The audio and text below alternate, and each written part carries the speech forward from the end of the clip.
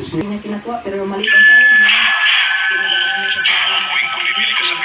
Pinagawa niya kasi ang mga kasama niya. Pinapatay mo ang makuha.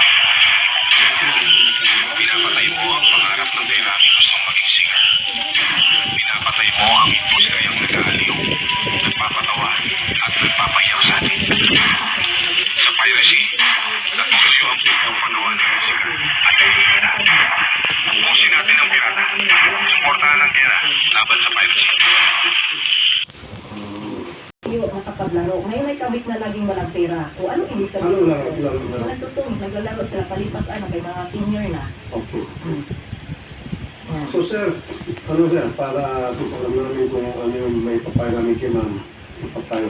So, hiwalayan niyo po si Rick. Pero, paano po siya, sir? Ipatanggal po siya sa ipamla.